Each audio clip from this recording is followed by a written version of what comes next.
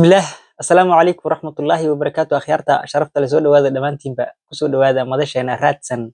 راب ولكن شاكر أخيار وما أنت إذين وذو برنامج كيني جامعة نورشة مادة عصب وما قدرنا مادة داسنا تلو to go وتلو to go إن ثلاثة يلا إن شاء الله وأديكوا جوري أجي توكتي بخشت أنت كوسو رن ماشان فيديو جام كوسو مرنو وهو إيمان دون تأدمكو انتفاع دون تيت بإذن الله. marka barnaamijkaas talo to go ama maadada barnaamijka jaamacadda nolosha maadada talo to go xiisadeedii koobaad maantay ku bilaabanayna hadduu ilaahay idmo talooyinka kaleetana way soo socdaan dadka macnaha su'aalaha isoo weydii aan weli usoo jawaabin ha ogaadaan ayakana inay tooda ku xigi karto ama ku xigi doonto insha allah muuqaalada soo socdo. su-aasha koowaad marka waxaan soo weydiiyey walaal igu qaali ah asxaabta Instagram iga xiran ka mid ah magaciisa dabcan aan la sheegaynin marka waxa waaye su-aashan su-aal farxad leh waaye su-aashan tan ku xigta waxa waaye mid murugo leh waaye hadhowti ama muuqaalada soo socda idinkaga jawaabi doono tan laakiinse aan ku daahfurnayno barnaamijka talo to go waxa waaye mid farxad leh. wiilkan wuxuu isoo weydiiyey walaal waxaan rabaa qof in aan ka farxiyo igu qaali ah qofka dabcan wuxuu noqon karaa qof ay xiriir leeyihiin laakiin wuxuu igu yiri in xataa maahan qof aan xiriir leenahay oo xiriirkii macnaha guurka iyo dadka isqabay oo kaleeto waxaas ma ahan walaalnimaa laga yaabaa asxaabaa laga yaabaa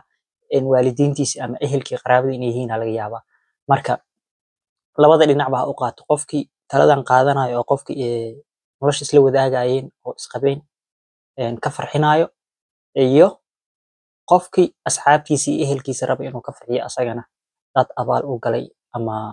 wax fiican inuu u taro rabo asaga labadaba way ka faa'iidi karaan hadduu ilaahay idmo.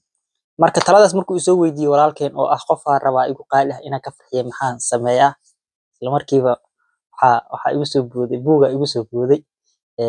talada ma arkino marka waxay ku fiican tahay talada waxaa dhiibayana aniga fikirkeyga waaye talada saxda ah ama kugu habboon qofka inay noqoto dabcan asaga go'aansanayo marka buuga igu soo booday buugaasoo la yiraahdo maxaa la dhihi jiray af ingiriiska the five languages of love in lagu dhahaa umaleena shanta luuqadood ee jaceylka aniga af jarmal ku akhriyay marka buugu wuxuu ka sheekeynaa adiga macnaha ani hadeer wiilkan oo kaleeto tala hadaa siiyo oo hadiyad sii dhaho qofkaas oo kaleeto qofkaas waxaa laga yaabaa hadiyadaha inuusan ka helin ee uu wax kale ka helo marka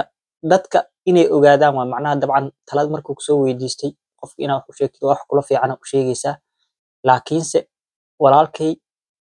waxaa ku celinaysaa su'aal yar ku celinaa iyo maxaa yeelay sida ugu fiican oo u caawin kara inaa u caawiyaa raba maahan tala waxa hadiyada aan ilo qurxoon bes inaa qofkaas sida uga farxin lahaa qofkaas inaa asagana uu farxi dhaha ma rabo waxaa rabaa qofkaas wuxuu ku farxo in uu walaalkan uu u geeyo seen lagu heli karaa dadku way kala duwan yihiin buugga marka wuxuu ku leeyahay shanta luuqadood oo jaceylka waxaa waaye dadku way ku kala duwan yihiin luuqadda koobaad adiga macnaha waxaa rabtaa qof kasoo qaad ruushuu ku hadlaa qofkan adigana af soomaaliya kula hadlaysaa inaa ka farxisaa rabtaa war adiga maasha allah hataa qofka inaa dhahdaa rabtaa qofkina saas kuu fiirina kula yaaban yahay muxuu kula yaaban yahay maxaa yeelay luuqadaada ma fahmaayo maba ka farxin kartid qof aan luuqadaada fahmin adiga luuqadaada soomaaliga ahayd gaba iyo adduunya u tirasay inaa ka farxisaa rabaa asagana wuu kaa cabsoonaa maxaa yeelay luuqadaada ma fahmaayo marka muhiim waxaa ah waxa adiga waxa uu qofka u jecel yahay inaa uga farxisid ma ahan adiga waxaa jeceshahay inaa qofka uga farxisid maxaa yeelay laga yaabaa sida ruushka uu qofkan uu fahmayo kaleeto uu soomaali u fahmayn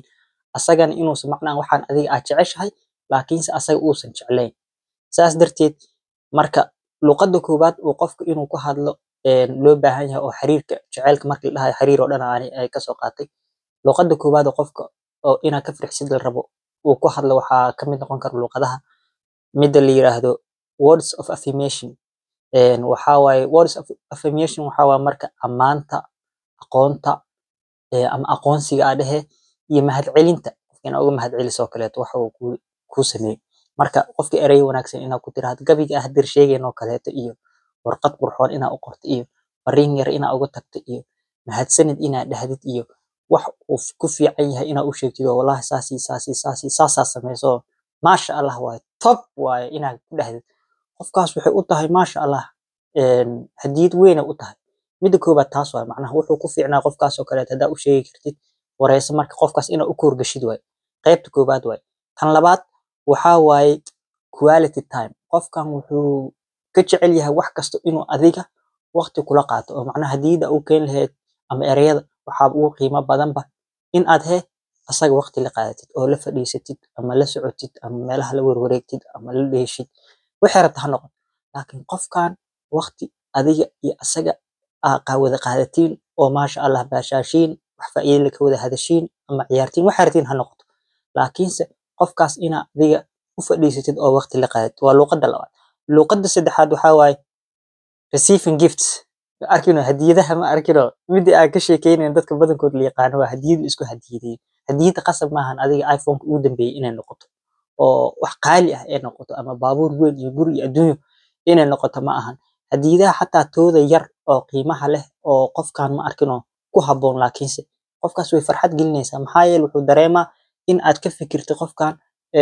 oo dadaal gashay oo qofkan wixii ku habboonaay u hadiyadeysay. Marka hadiyada waxaa laga wadaa ha weynaato ha yaraato qofkan hadiyadaha uu ka helaa. Hadiyada hadaa u keentid top waaye waqtigaaga iyo waxaaga iyo ammaantaada heeso saasuu ku faraxsan yahay oo qanacsan yahay halka kuwa kaleeta ee waqtiga iyo ammaanta muhiimka uga ahaayeen. Marka midda saddexaad waa taasa. Tan afaraad waxaa waaye acts of service. Qofkan waxaa waaye inaa caawimasid caawimaad aan caadi ahayn. Waxaa habeenkii oo kaleeto airport uu rabaa inuu aado diyaaradiisa waxay kacaysaa kasoo qaad 12 saac oo subaxnimo dhahna anaka reer koonfurka 6 aroornimo u tahay reer waqooyiga. Marka waxaa leedahay oo kaleeto 10 saac habeenimo kacaysaa 10 saac waa 4 habeenimo kacaysaa.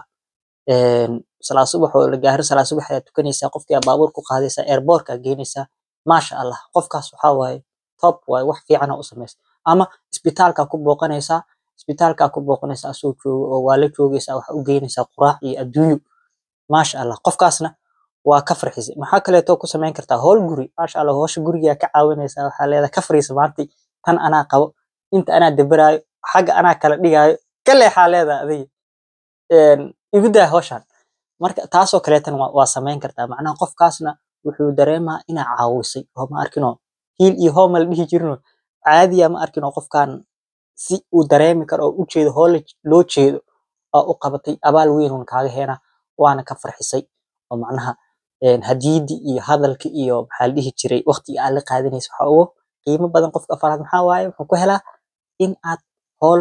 fiican oo ama caawimaad fiican u qabatid. Midda ugu dambeysa waxaa waaye physical touch. Qofka ma arkino taq ina xoogaa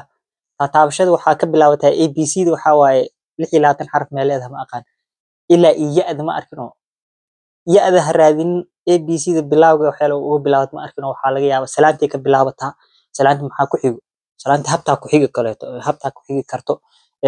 kadib garabka iyo garabka isku saaraa ku xigi karto haddii xiriir idinka dhexeeyo oo qofkan isqabtiin oo kaleeto inuu macnaha oo maxaa la dhihi jiray korkaaga ku jiifto oo kaleeto camal ku xili karto ilaa yadi aan sheegayno oo qolka jiifka iyo adduunyada kaleeto ahayd. Marka qofka xiriirka idinka dhexeeyo ku xiran tahay laakiin qofkan waxaa waaye dadkan waxaa u muhiim ah taabashada ma ujeedaa jirka macnaha inay kula joogaan kaliya maahan inay macnaha jirkaagana ay dareemaan oo hab ahaato ama macnaha waxyaabo kaleeto ahaato maasha Allah masaajaha ahaato kaleeto tusaale fiican masaajadii oo kaleeto qofkan hooyada waalidiinta haddii yihiin ama qof waayeel u yahay oo kaleeto ama xaaskaaga ama xaajigaaga u yahay u masaajeysid maasha Allah wax fiican waa hadaa cidiyihii ka jirtid tii afraad way soo geli kartaa cidii jarooga waalidka haday tahay iyo ma arkino qof hataa xaaskaaga ama xaajigaaga adi wixii jirkii ma ujeedaa ay soo geli kartaa. Marka qofkaana jir ahaan wixii ugu waxeynaysid qaasatan masaajada oo kaleeto iyo isla joogaas korka iyo waxaas soo sheegnay kuwaas oo dhan qofkaas asagana uu ka heli karaa badanaa laakiin waxay ku habboon tahay qaybtaan oo kaleeto waxaa isleeyahay ani ama waalidka ama qofka oo isqabtiin oo macnaha uu xiriirka guur idinka dhexeeyo labadaas qof ay aad ugu habboon tahay. Inta kaleeto asxaabta laga yaabaa adiga qof wiil ama gabar iyo gabar haddii saaxiibo ay yihiin habsi sidoo kaleeto maasha Allah qofkii murugaysan wax weyn u tahay qofkaas ma ujeedaa hadiyadu way ugu qaalisan tahay ereyo wanaagsan oo dhaxda way ugu qaalisanaana habtaas siisay kuleelka jirkaaga dareensiisay garabka ka salaaxday maasha Allah caawimaad weyn u tahay. marka walaalkay hadiyadaha waa kuwaasa macnaha qof wuxuu ka helaa amaanta iyo aqoonsiga iyo mahadnaq uu ka helaa waa kow labo midka labaad wuxuu ka helaa waqti inaa la qaadatid qofka saddexaad wuxuu ka heli karaa in maxaa la dhihi jiray hadiyad siisid inta badan la wada yaqaano qof kasta hadiyad u dhiiba laakiin afar qaybood oo kale jirto hadiyad macnaha qayb kamid ah waaye midda saddexaad afaraad waxaa waaye qofka inaa caawisid caawimaad fiican inaa ama howl guri ha ahaato ama isbitaal iyo airport iyo adduunyo kale wax yarta ha ahaato xataa cidii jiroobi adiga wax yarta ha noqoto qofki laakiin inaa salaamo midda ugu dambeysa oo physical touch ahayd oo dhahna waalidiinta iyo waxay ku habboon tahay iyo dadka isqabo ama labada qof oo macnaha saaxiibada ah laakiin wiil iyo wiil ama gabar iyo gabar isla ah hab isisiinta iyo waxyaabahaas oo kale marka waa kuwaasa intaas qofka inaa layliga ku siinayo ma arkino ama homework ku siinayo waxa waaye u kuurgal qofka ogaaw wuxuu ku fiican yahay insha Allah marka ogaatid uga farxi haddaa rabtiin boog inaan khulaas ka soo sameeyo isoo sheeg insha Allah waxyaabo kale test la sameynayo iyo sharaxaad kale taa jirto anigoo dhinaca dadka isqabo kale tacaamul diiradda saaraya ama jaceelkaas haduu ilaahay waan kaga soo sameyn karaa commentiga hoos igula soo wadaaga taladaada waa ku mahadsantahay walaalkay insha Allah akhyaarta kale tana tala waa isu weydiin kartiin Instagram-kayga waxa waaye meelahan inuu ku dhagan yahay rajeena xagga igala soo xiriira qoraal soo qora cod soo duuba waxa ratiin magaciina lama sheegayo haduu ilaahay idmo anigana waxa rajeena tala tayo leh idinkoo gurigiina joogtiin to go ama in la idinku keeno haduu ilaahay idmo marka barnaamijkan ku xigo intaan ku kulmayno waxaa idin rajeedaa nabad iyo naxariis iyo caafimaad balanteena waa raadsan rep